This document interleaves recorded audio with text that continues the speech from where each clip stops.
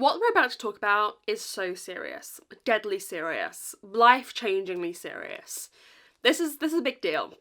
If you're new here, you may not know, I have a conspiracy theory that I actually believe in, that if I do not have a 5-star book as my first book of the year, my life will be bad and my reading will be bad that year. No, it's true. No, it's true. This cross is a lie. Go ahead. No, this is real. Go ahead. And I have evidence to prove it. I have evidence. This is not based on, like, I haven't just thought this up and believed it forever. This was an empirical trend, and now we have to get a 5-star. It's so deadly. I feel a lot of pressure. It's deadly serious. My whole life and my whole reading this year depends on this moment. Let me show you the proof. 2019, the first year I really got back into reading, the first book I read, The Secret History. The Secret History was the first book I read in 2019. 5-star, probably my top 5 favourite books ever, perhaps. Is an incredibly important book to me. It got me back into reading. It's incredibly influential. I feel like a lot of the tropes I enjoy and kind of enjoying the mystery genre really stems from my love of this. And so, I mean, this was the beginner of it all. This cast a spell on us. 2020, the first book I read, Illuminate by Amy Kaufman and Jay Kristoff, one of my favourite sci-fi series ever. Really began also probably the love of mixed media for me. This is entirely told in mixed media, and like, I gotta be honest, I mean, I don't love Jay Kristoff, but like, no one does it better than this book. No one does it better than this series. If we're honest with ourselves, sit with it, some of the best mixed media ever to exist. So that's 2020's book. 2021 was When the Tiger Came Down the Mountain by Nia Vo. This was a 4.5. We'll allow a 4.5. It was a 4.5. I absolutely adore this series. I've spoken about it quite a lot, where Cleric Chi goes around and gathers stories from people, and I really enjoyed this version of it. 2022, the rule gets a bit murky, but I think we just got away with it. Technically, the first book I finished was a book called Midnight in Everwood, which I gave 2 stars and hated. However, I started As Good as Dead 5 days before I started that. I just had to finish that quickly for a book club. So I started As Good as Dead first. This was the first book I started in 2022. And it's 5 stars. And it's 5 stars. I love As Good as Dead. I love this book so much. I think it's ingenious. I think anyone who doesn't like this book in this series is crazy. I love it. This is like, oh, one of the best endings to a series ever, in my opinion. 2023, guys, you're gonna gag. Legends and Lattes. Do you see what I'm talking about here? Do you see how serious this is? Legends and Lattes. Legends and Lattes is my first book of 2023. Again, this is in my top 20 favourite books ever, at least. I mean, probably even higher. I love Legends and Lattes. I love Travis Bowdry. I love this book. I have such a fond memory of reading this book as my first book of the year. 2024. If you watched last year's video, you'll remember my first book of the year was Emily Wilde's Encyclopedia of Fairies, which I gave 3 stars. And not to spoil, my reading goals review video and how my reading went video will be out next week, but not to spoil it, last year's reading was diabolical. My life last year was diabolical. It's all the fault of this book. It's all the fault of this book. Life last year, reading last year, terrible. Terrible. I just really don't know how much more I can take. I have taken the brunt of so much.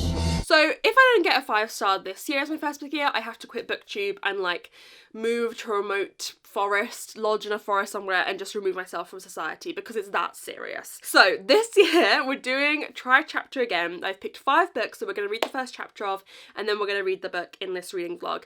And this year, because I'm so serious about it, I've picked authors, bar one exception, which we'll talk about in a second. I picked authors that I have given 5 stars previously. We've got 5-star authors here, and books that I really think I have a high chance of giving 5 stars. I collated this list with my patrons on a reading sprints, and we all believe that at least one of these books has the potential to be 5-star, if not a lot of these. These are probably like strong 5-star predictions. So shall we just chat about the 5 books, and then let's read the first chapter of all of them. Okay, let's chat about the 5 books myself and my patrons chose. The first one, I actually tell a bit of a lie, not a 5-star author. I've just checked, I technically gave both of the books I've read from this author 4 stars, but I feel like they're both 4.5 actually. The rules don't apply. If I'm truthful with myself, they're both 4.5, which I think counts. And I also think I've heard the best things about this book from this author. We have got Just for the Summer by Abby Jimenez, starting the frosty year off with a summer book, perhaps. It's about a couple who both have a curse that every person they date then goes on to find their soulmate, and they decide to date and kind of balance each other out. And I've heard such good things about this, and I really love Abby Jimenez's writing. Like I said, both those books, it's like greater than some of their parts. You know when you read a series and like you haven't given any book in the series 5 stars, but the series feels like a 5-star series? I feel like that's how I feel about Abby Jimenez, as in all of that. So I'm very intrigued by this one. I've heard such wonderful things. Then this next author I've given a 4.5, a 5, and I think a 4. So I gave their first book a 4, then a 4.5, then a 5. So they're improving for me, and it is Janice Hallett. We've got a bit of mixed media, we've got The Examiner. Now I have heard mixed things about this one. Also, I don't know how much I'll read because there isn't really chapters, so I suppose I'll read maybe like 10 pages of this. But this one is about a art course where there were 6 students on it, and the examiner believes that there's been a murder on the course and they've tried to hide it. So very intrigued about this one. Very intrigued. Then this is a safe bet. My patrons push me to include this because like surely this is going to be a 4.5 or a 5. And it's a safe bet. I don't know if this feels exciting as my first book of the year, but it's a safe bet, and it is A Fire at the Exhibition by T.E. Kinsey, a Lady Hardcastle mystery. I don't know how far in we are. Number 10 of Lady Hardcastle mysteries. I love them.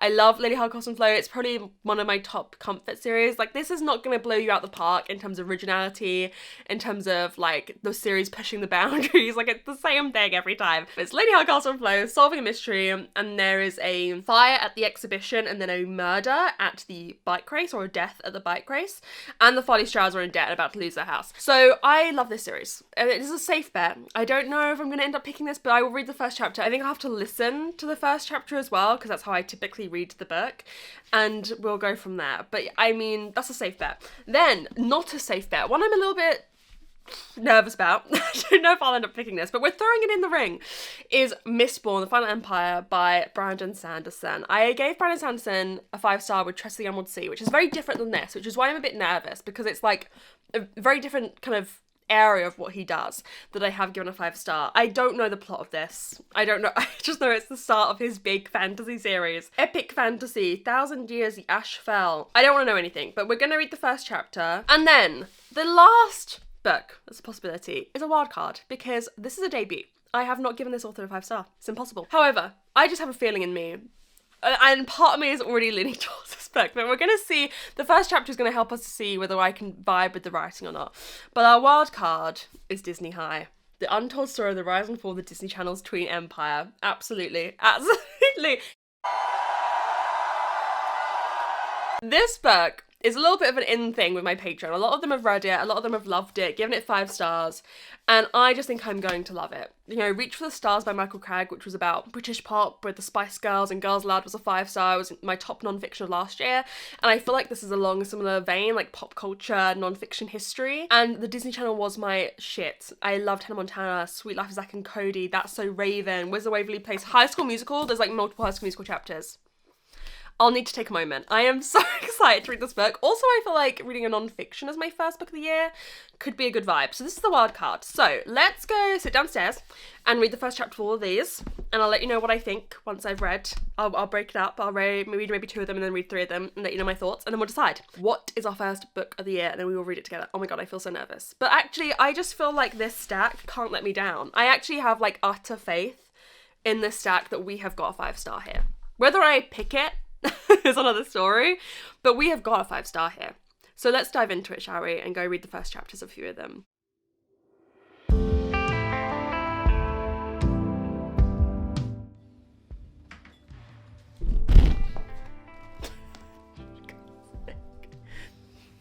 She just ran into the tripod.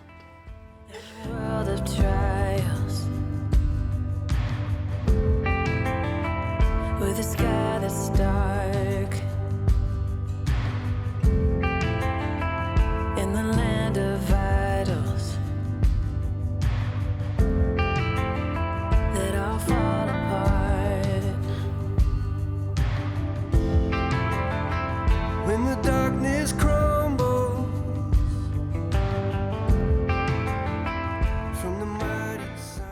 Okie dokie, first chapters finished. So first we have Just for the Summer by Abby Jimenez. Spoiler alert for what I'm about to say for the next two, but I'd say at the moment this is my front runner. I really enjoyed the first chapter of this. Basically, the guy in the romance posts an Am I the Asshole on Reddit about it's like it tangentially references the fact that he has this curse. The asshole bit is about something else with his friend and a dog that he's named named after the friend.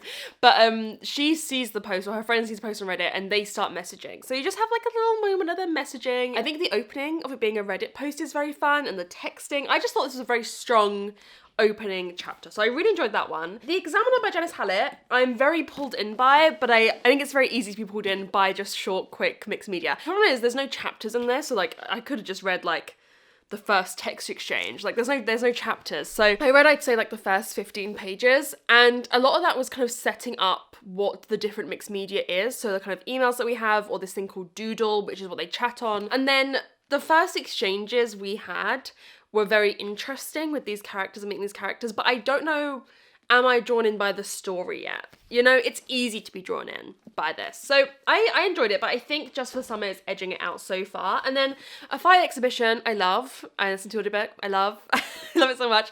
The fire started at the end of this first chapter, but I just don't think this is gonna be my first book of the year. It feels too safe. This feels like a cheat code, and I don't think I wanna do that.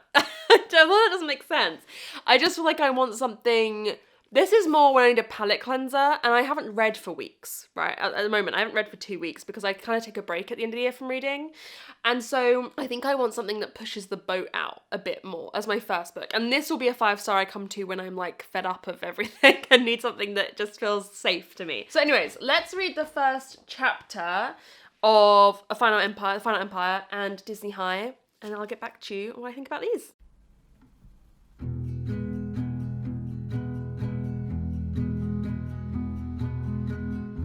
Guys, I'm like 3 pages into the first chapter of this book. Cut the cameras. I know this isn't my first book of the year, so I'm not gonna finish reading it. Is that crazy? Is that crazy? Sorry. Should I like continue? But I just know it's not. Just for the Summer still edges this. It's a bit, because I haven't read in 2 weeks, yes, I want something different. I don't want something as safe as Fire Exhibition. I don't want something as intimidating and as, you know, it's intimidating enough, this being my first book of the year and needing 5 stars. So I just feel like this is too much. This is too much. I don't think a fantasy book, like an epic fantasy book, is my first book of the year. I'm saying it already, sorry. Okay, let's read the first chapter. I think there's like an introduction at the start of this that's like 3 pages, and then a prologue that's like 5 pages. So I'm gonna read both of those because the introduction looks like it's more of like a author saying why I wrote this book, and then the prologue is the book actually starting. So I'm gonna read both of those, and I'll probably listen to the audiobook about this one as well because I've heard good things. So yes, let me dive into this one quickly, and then I'll let you know my thoughts, whether it's Just for the Summer. I guess the contenders are Just for the Summer or this. So we shall see.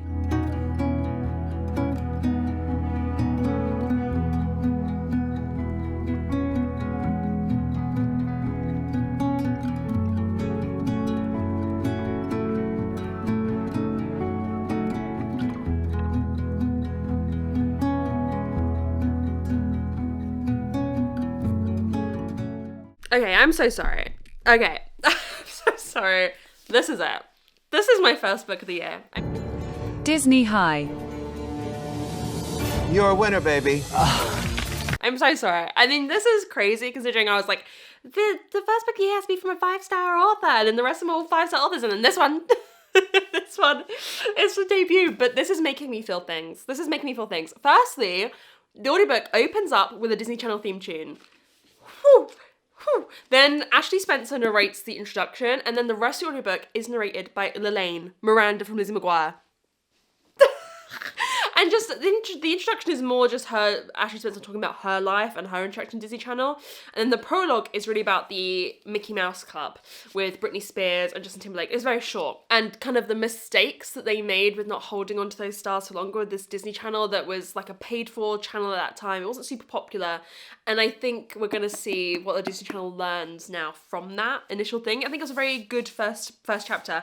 I love it. I love it. I love it. I love it. This is my first book of the year. A non-fiction book is my first book of the year.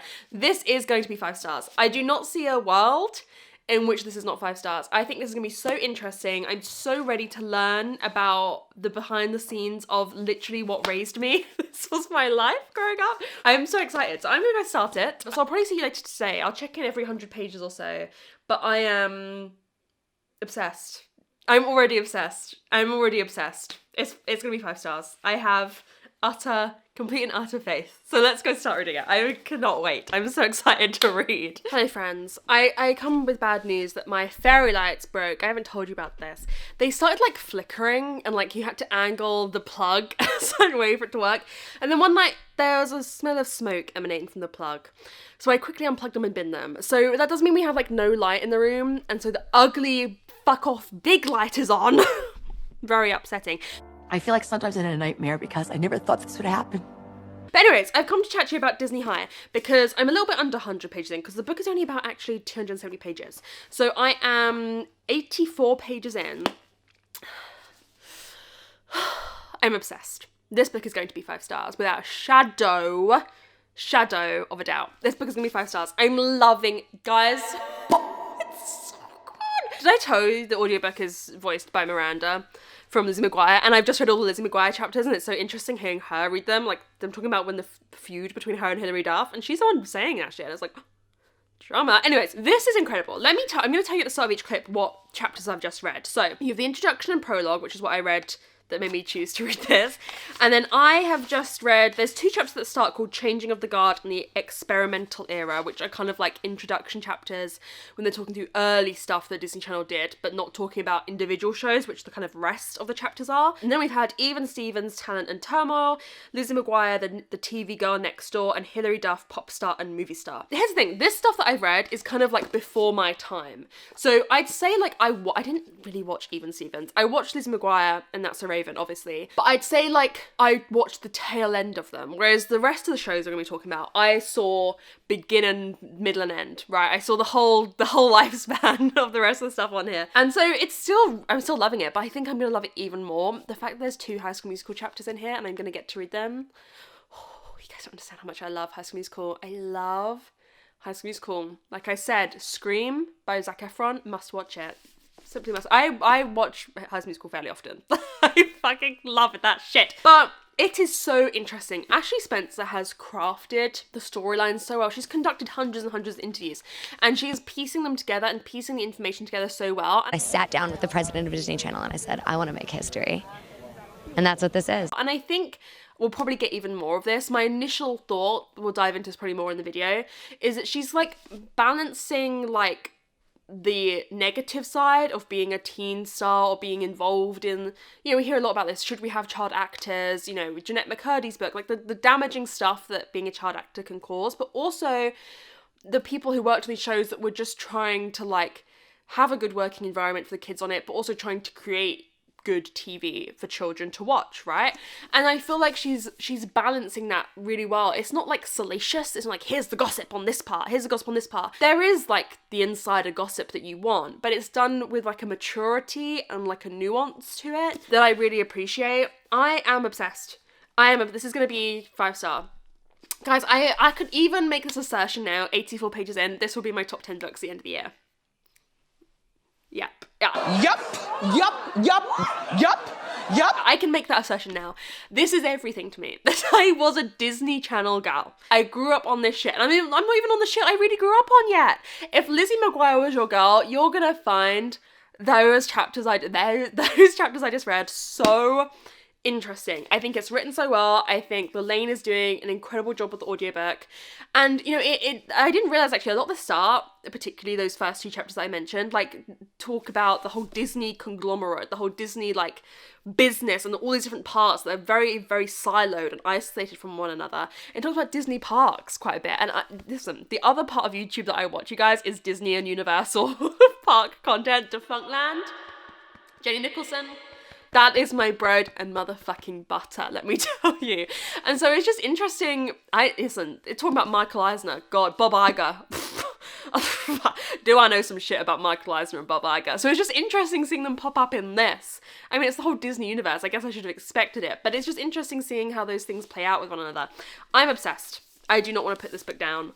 I'm loving it. I just want to tell you guys some good news. I want to let you in on some exciting news. It's just beginning, but I thought I'd just tell you quickly that you guys know for a long time I've been speaking about moving out of here, my family home, and Tom and I... Oh, is that... No, I thought the light was my hair then. Tom and I have been saving up to buy a place together for a long time, and we have started viewing properties. I can't believe it's actually happening. We've viewed 3 so far already, none of which that we think are like... we're really considering moving forward, but we've got 3 more this weekend. I can't believe we're finally viewing places and looking around places and being like, oh my god, do we want to buy this place? It's crazy. It's so crazy. I just wanted to let you know that that process has begun, because I will be taking you, once we get a place, oh my god, you're going to see a lot of like moving content, furnishing, you know, house or flat tour. Like, there's gonna be so much exciting stuff this year, hopefully in 2025, about this. So I thought I'd let you know it's begun. We've been looking around places. We're kind of at like a price point where we're either gonna get a really nice flat or a nice house, but maybe in not a good area, and we're not sure if we want to do that. So I'm leaning towards we might have a flat, but like a flat with a garden. A lot of the places we're looking at are like house conversions where the gardens are split in 2, or you have a shared garden. So yeah, I just thought I'd tell you about that. I'm gonna go continue Disney High tonight. I want to get at least halfway through tonight, but I'll check in with you at our next check-in points on like another 80 pages, probably tomorrow morning. But I am obsessed. I'm obsessed. I am loving it so much. Good morning, friends. How are we doing? Let me give you a house hunting update while we're here. We had a viewing this morning, and we turned up and it's sold. And they had an offer in before Christmas, so before we arranged the viewing, and so they shouldn't really have let us have a viewing. I think they're hoping that we would put in a higher offer, but sorry, we're not going to do that. Also, one of our favourite places was listed on the 18th of December, had an offer by the 30th, and has been relisted on Rightmove, but sold. But the price has been updated to 20 grand over what it was originally, which is probably, that means what the offer was. That's scary that things are going for 20 grand more than listed on Rightmove. I'm a little bit concerned. Anyways, we've got another viewing that we're leaving for in like 15 minutes, bloody hell. I thought I'd tell you, I am now on page 167 of Disney High. I stopped here because I just read the 2 High School Musical chapters, and then I've got the 2 Hannah Montana ones next, so I want to read them fully. We'll talk about Hannah Montana in a second. I'm still loving it. Completely obsessed. The 2 High School Musical chapters did so much for my soul. I don't want to spoil too much for you, but you hear about the beginnings of Vanessa. Like, Zach had a girlfriend when he started filming High School Musical, and Vanessa was like, I am completely in love with this man. I'm gonna get him. And they like have a meeting in the bathroom with her crying, and then they come out holding hands, and they're together. It's like, bet on it. The iconicness that is bet on it. That was filmed over a portion of 2 weeks in like 20-minute intervals, because it's filmed at sunset. And so that's why it's so intense, because they were like, we were just doing something fun with every shot that we shot every night. But then when you see it all together, it's just like, it's like so, like everything is so intense. And when they were talking about how they replaced Zac Efron's vocals on High School Musical without him knowing in the first film, I'm ready to cut a bitch. I'm ready to fight for Zac Efron. I love him so much.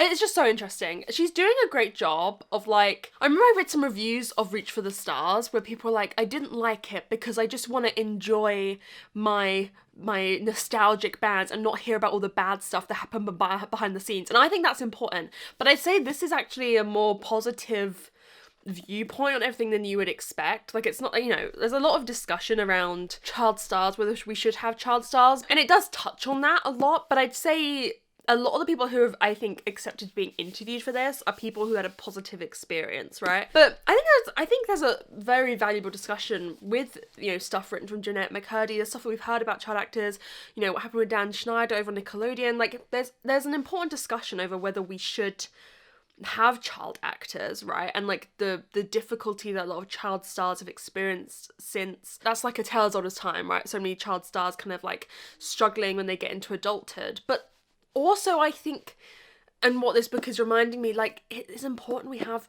children's media, and at the end of the day, children do want to watch children. And so I think I feel lucky to have grown up at a time that we had Zach and Cody, who, by the way, from this seem like some of the most well-rounded people to come out of everything. Zach and Cody, Hannah Montana, Miley Cyrus, you know, like, Wizard of Waverly Place. Like, I feel so lucky to have grown up at this time when there was a real high-quality golden age of children's media, because it scares me now that the Disney Channel does not exist, that, like, children's media has kind of evaporated. There is baby toddler media, there's Bluey, right? But when you get to, like, 7, what kids are watching TikTok now, or they're watching family vloggers, which is completely unregulated. And I do not think children's home life, I'm very against family vloggers. I don't think children's home life and work life should be enmeshed into one. You know, I think it's important. I think I'm a big defender of, like, I think we should have more children's media made, because at the end of the day, then children just watch adult stuff, or they watch TikTok, which is completely unregulated, and they could be watching anything on there, and they grow up so fast. I think, like, the dissolution of children's media and the rise of, like, Sephora tweens are one and the same. Like, that's a causation effect, you know? I feel so lucky to have had this media and to have grown up with High School Musical. Like, that is, wow. To have a quality, and it's talking about how, like, the sitcom died at this point in adult media, so a lot of those writers who had been wonderful in adult sitcoms came over, and so it's like you had a wealth of talent writing for this stuff at the time. And so yes, I think it's important we have that discussion about child actors and, like, should child actors exist, but also I do think for, like, society as a whole, children's media should exist, and that's how do we balance those out. At the moment, we don't have children's media. I think children's media is dead. It doesn't exist. The kids just watch TikTok, and I think that's really bad. So anyways, this is making me wish that existed, but I'm loving it. We're about to get into, like, the next couple chapters. My bread and motherfucking butter. I'll talk to you about Hannah Montana once I've read those, I guess, but I'm very excited for that. I'm loving it, guys. It's so much fun, and it's just like, this is my life. This is my childhood. This was my era. This was my life. I was a Disney Channel girl. I like held viewing parties for High School Musical. We'll talk about, I was on Miley World. Actually, we'll talk about this now. I'm so excited for the Miley. I have been yapping for ages.